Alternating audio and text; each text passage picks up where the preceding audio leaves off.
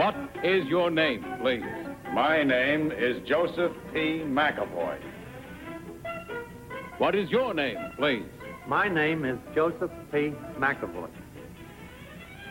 What is your name, please? My name is Joseph P. McAvoy. Two of these people are imposters. Only one is the real Joseph P. McAvoy and is the only one sworn to tell the truth. Geritol, America's #1 tonic. Geritol, the fast-acting, high-potency tonic that helps you feel stronger, fast, presents To Tell the Truth. And here is our host, Bud Collier.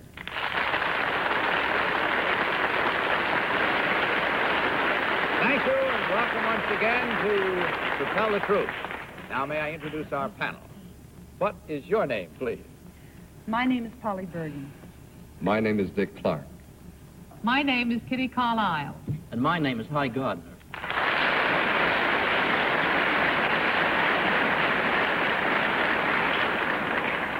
Dick, speaking for all of us, I want to tell you how happy we are that you could take the time to step down off that mighty important bandstand of yours and be with us tonight. Thank you, Bud. It's a pleasure to be here. Well, believe me, it's our pleasure. Hope you find the rhythm around here cool enough and to your liking. My average on this game is very bad. You play along at home? Well, good. I hope you're all doing that right now, as a matter of fact. As you heard, these three gentlemen all claim to be Joseph P. McAvoy. And, of course, only one is the real Joseph P. McAvoy. The other two have merely assumed that identity.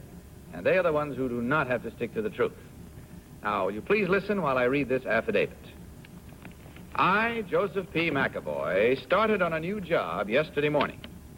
I work at Grand Central Station, and I'm responsible for the gate men, the red caps, the train announcers, the information service, and the arrival and departure of the 55 million annual passengers who ride the more than 500 daily trains.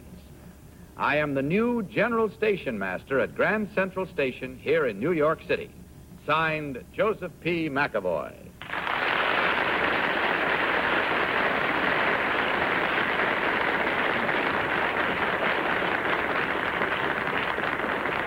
Our panel, we all heard these three gentlemen claim to be Joseph P. McAvoy, General Station Master at Grand Central Station.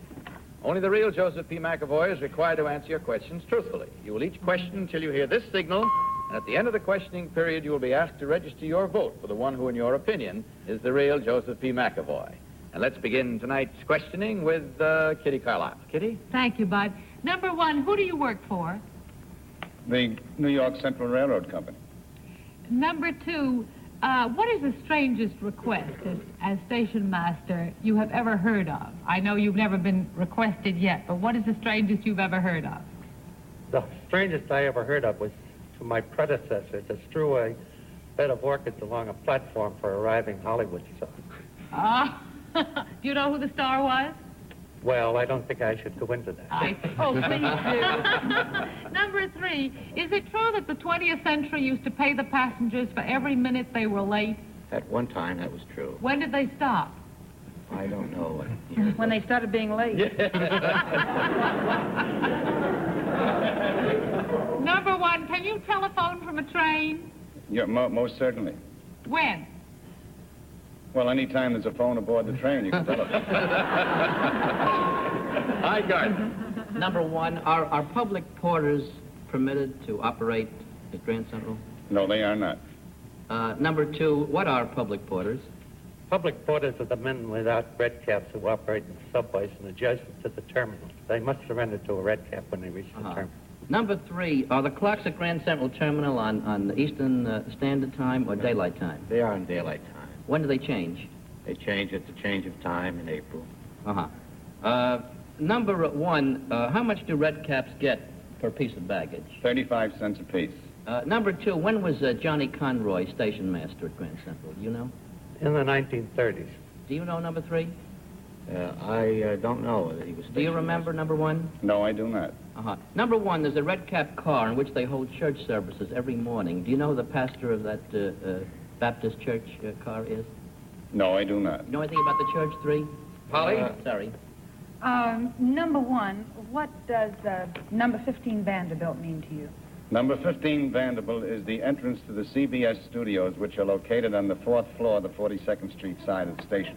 Anything else you'd like to know, Polly? Could you tell me who's on television tonight? I am. Did you hear his answer? I am. Number 2, what are the two railroad companies that use Grand Central Station? New York Central and New York New Haven Hartford. Number 3, what year was Grand Central Station built? Do you know?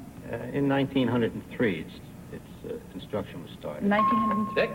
Number 2, how long would it take me on the New Haven Railroad to get to Mount Vernon, New York? About 20 minutes. Number 3, how long would it take me to get to Mount Vernon? About 23 minutes. I don't know. Never Number has one. yet, has it, Dick? I don't know. Number 1, of what railroad is John P. Loudermilk president?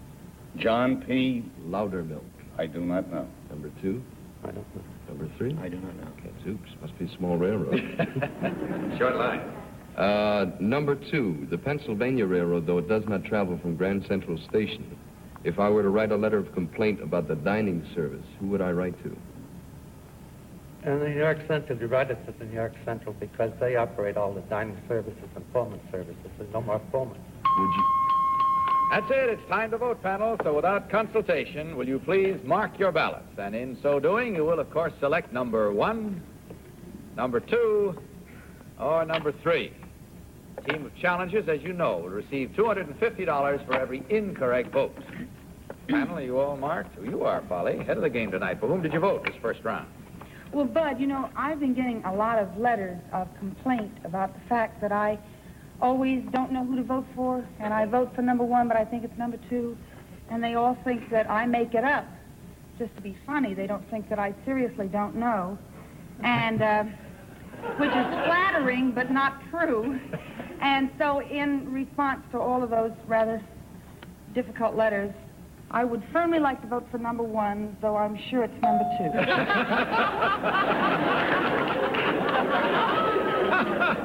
You're just as firm about number 2, I assume. Yes. Dick, what about your vote? Bud, I'm forced to agree with Polly. I vote for number 2 because I like the way he said his name. She's checking So she up on voted you. with number 1. That's Yes, right. number 1, but she says she thought it was I thought number it 2. was number Firmly. All right. Kitty, what about your vote? Pick you up, don't worry. Kitty? Oh, gosh. I voted for number 2 on the basis of his information, and number 3 didn't know when the Century stopped paying for their being late, and I thought he ought to know. All right, Hi Gardner. Well, I voted for number 1, too.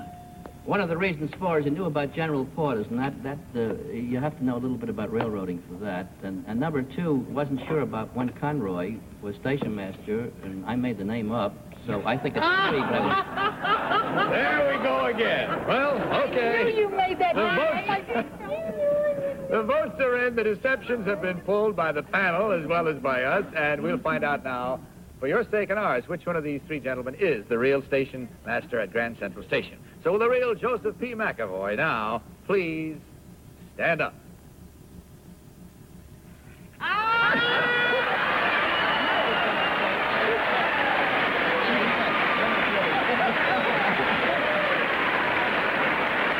Thank you very much. All right. My, we had such good reasons, too, didn't we? Number 1, would you tell us who you really are and what you really do, please? My name is George O'Keefe. I am a registered representative with Hirsch & Company, members of the New York Stock Exchange. And number 2, what about you, sir? My name is Tom Malley. I'm a writer and editor associated with The Reporter magazine. I always like the writers. Well, there you are. There's a start for you. We had all incorrect votes at $250 each for a total of $1,000 from Geritol, gentlemen. Thank you very much for being with us. Happy train schedules, and on your way out, you will find an apothecary jar of Geritol for each of you. Good night and good luck. And now let's meet our next team of challengers.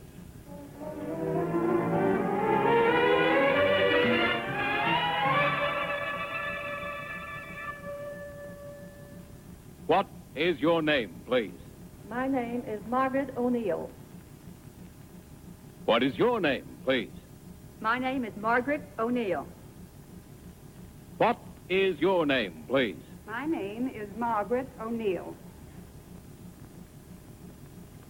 All right, please listen while I read this affidavit. I, Margaret O'Neill, am a former high school teacher and a former ski instructor. For the past 13 years, however, I have been associated with the Miss America pageant. I am the official traveling companion and pageant representative for Miss America, and as such have traveled 450,000 miles in the past 3 years. When the new Miss America is chosen on Saturday, I will again accompany her on a tour of the United States and Europe. Signed, Margaret O'Neill.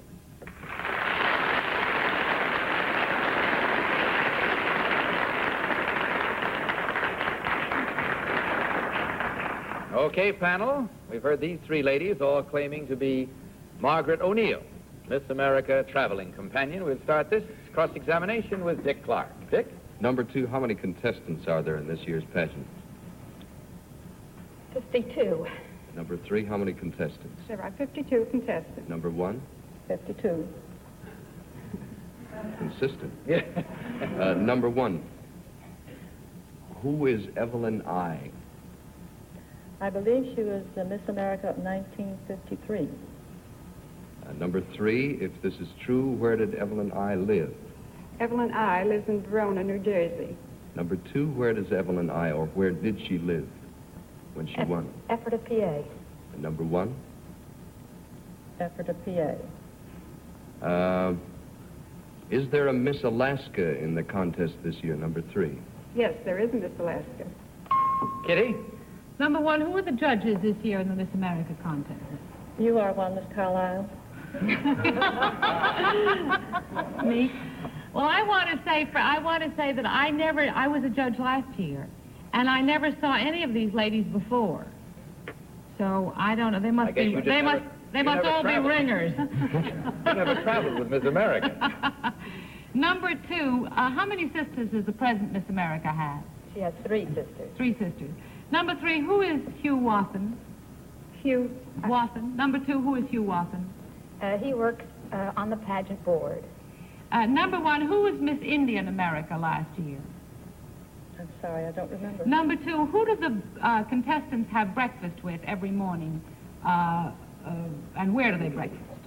They have breakfast with the judges. Hi? Number 2, what Broadway columnist has been a judge every once in a while for the pageant? I am number 1. No, I said number 2. Oh, I beg your pardon. I'm sorry. I don't know. Number 1, would you know? What, Broadway columnist? Yes. Number Sir? 3, would you? I'm sorry? Sir? Would you know number 3?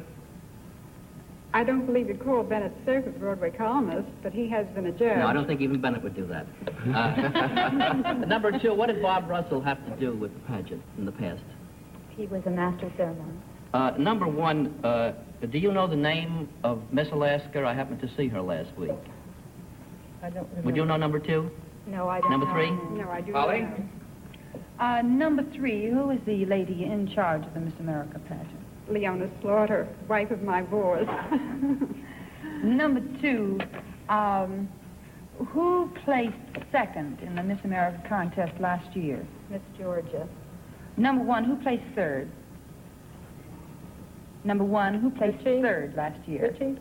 I beg your pardon? Richie? I can't hear you. Richie. Richie? Miss Ritchie, you Miss mean her Ritchie. last name Miss is Ritchie. Ritchie. Oh, Saying her I last name see. was Ritchie. What state is she from, number 1? Colorado. Number 3, who was the Miss America of 1955? 1955. Well, that was Sharon. Big one? Did you know? Sharon Ritchie. Okay, there we go now. Our time is out. We'll have to vote, and without consultation, will you please mark your ballots? And in so doing, as you did before, please select number 1, number 2, or number 3. Are we all set, panel? Everyone but Polly? Oh, you didn't have to say that. Is this a firm vote? No, this is probably the unfirmest vote of all the votes, because I really have no idea which one it is. I simply just picked a number. I don't know anything about Miss America contests, and it makes it a little difficult when you don't know. How about you, Dick Clark? I picked number 2 because she knew that Evelyn and I lived in Ephrata, Pennsylvania. Your vote, Kitty? I picked number 2 on the basis of all of her information, which was all correct. And some of the others had correct answers, but not all correct ones. And Hi, who do you think is the real Well, one? this is unusual for a Miss America contest, but I make it unanimous, number 2. Well, all right, there we are. Unanimous on number 2. Let's see how unanimous we are with your voting at home, as we trust you are doing, as we learn right now which one of these 3 ladies is the real Miss America's traveling companion. So will the real Margaret O'Neill please stand up? You got her. You got her. On the right and the Well, one thing about our panel, if they goof strong, they come back strong. At least we say that for them. Thank you. Number 2. Number 1, would you tell us who you really are and what you do, please? Yes, my name is Eve Jackson. I live in New York City. I'm a housewife and have 3 children. And number 3, what about you?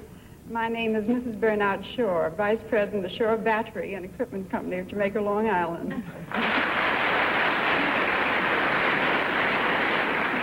Incidentally, we're mighty proud that our lovely Kitty is going to be judging the lovelies, as you heard in the questioning down there at Atlantic City. And you can see it this Saturday night on this very network, so you be sure to be watching. Maybe you'll get a sneak look at Kitty there, too. Well, now, let's see. We have 100% again our challenges this time, which means that Geritol contributes $150, ladies, so that you have that to divide. On your way out, stop and pick up your apothecary jar of Geritol. Thanks so much for being with us. Good night and happy traveling.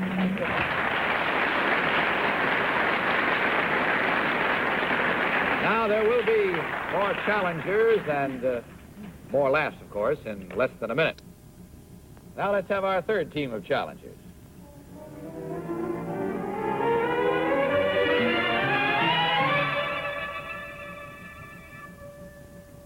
What is your name, please? My name is Johnston McCulley. What is your name, please? My name is Johnston McCulley. What is your name, please? My name is Johnston McCulley. Now, please listen while I read this affidavit.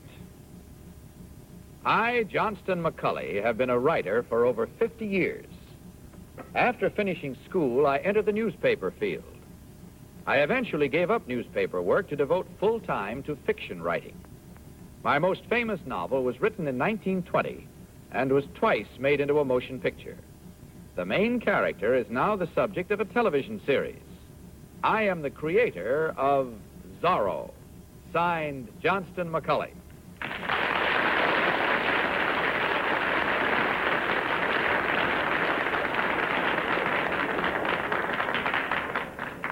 And now we have 3 gentlemen panel, all claiming to be Johnston McCulley. As you heard, creator of the famous character Zorro. We'll start this round with Polly Bergen. Polly? Thank you, Bud. Number 1, who plays the current Zorro? Williams, Guy Williams. Number 2, where is the series shot? In California. At what studio, number 2? I personally don't know. Number 3, could you tell me what studio it's shot at? No, partly a Disney studio. I didn't hear Disney partly at Disney he Studios. said. Number 1, do you agree with number 3? Where is the series shot? Burbank, California. At what studio, sir? I don't know the studio. Number 2, who played the original Zorro? Disney studio. Douglas Fairbanks. Where was silent films. Where was that movie made? Number 2. I don't know. Dick Clark. Number 3, what is the name of Zorro's deaf-mute friend? Well, in the play, in the series, Zorro has a friend, a close associate with a deaf-mute. What is Bernardo. his name? I beg your pardon? Bernardo. All right. Number 1, what is the name of the rather plump sergeant he's always having conflict with? That was Gonzalez. Number 2, a hit recording was made recently called Zorro. What was the name of the artist or artists that made the record? I don't know. Had nothing to do with it. Number 3, do you know? I know Norman Foster wrote the words. I don't know the name of the... Number one, do you know the name of the artist who made the record? No. Kitty? Number one, who's president of the Authors League? Are you a member of the Authors League? Not now, no. Are you a member of the Authors League, number I two? am not. Are you number three? Not a president. Oh, dear. Well, number one, what does Zorro mean? The fox in Spanish. Number two, was this story based on anything? Yes, it was based upon a serial that I wrote. It was originally published in the Argosy. Number three, was this based on a serial that you wrote? Yes, it's based on a serial I wrote. And did you get this idea out of your own head, or was it based on an idea that you got from some other place? Well, I got it. Where else would one get an idea? Well, Shakespeare got all his ideas out of Pindar. Don't say Charles Bacon or you'll start a whole thing. Hi, Gardner. Number three, you probably knew Douglas Fairbanks if he made the silent movie. Who was the fellow named Carl K. Kitchen? Would you know? A fellow named what? Carl K. Kitchen. Yes. He was a newspaper man who worked from New York, and he did a lot of work for Douglas Fairbanks. Number one, Doug Fairbanks, when he made that movie or later, became one of the creators of United Artists. Do you know who his partners were? No. Would you know number three? Mary Pickford and Charles Chaplin. Yeah, number three, would you know? Same, Mary Pickford and Charles. There is a comedian, number three, who is against your show in Hollywood right now. Or rather, his show is against your show. Would you know what his name is? Would you know? That's it. Time once again to vote. So will you please mark your ballots, panel, and in so doing, as you did before, select number one, number two, or number three. Hey, ready and waiting, Polly, huh? For whom did you vote this time? I voted for number three, mainly because he said Johnson McCulley so easily, as though it were a name he had used for many years. All right, Dick Clark, what about your selection this time? His name is probably Horace Applewhite. With my luck, yes, I know. I'm with you. Oh, no. Number three, because he seemed to know a little bit about a very, very big record that should have been important to him. Kitty? I voted for number three. It turns out we're playing against each other here because the train fellow was invented by High. I believe that number three knew Mr. Kitchen, who was the associate. So if I'm playing against you, then I'm playing against everything. All right, High, what about you? Okay, Kitchen was one of the first Broadway columnists on the Old Evening World and the Sun, and he was a close friend of Douglas Fairbanks and Mary Pickford, and that's why I voted for number three. Right. Well, again, we have a unanimous vote, and let's see if that unanimity spreads to you in your home as we discover right now which one of these three gentlemen is the real creator of the famous character Zorro. So, will the real Johnston McCulley please stand up?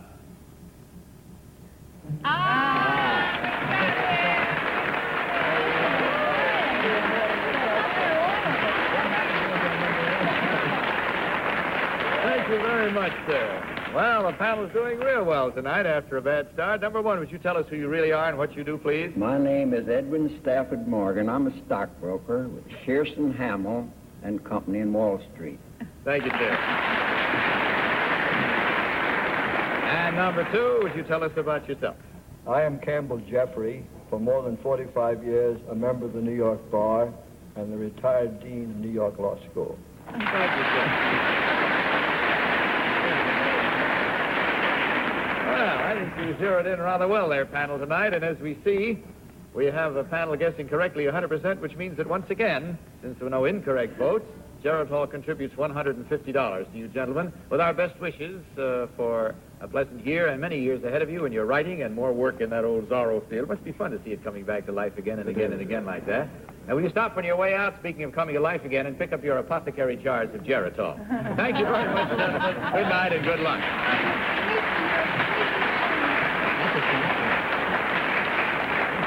Now, we'll join our panel again in just a minute, but before we do, listen. Well, that's all the time we have for tonight, except once again, Dick, thanks so very much for visiting us. Thank you, Bud, very much. How was our average? Good. Extremely good. Yes, indeed it was. You did exceptionally well for a visiting guest the first time, believe me. Incidentally, next week on our panel, we're going to have Fred Clark. Is he any relation to you? No.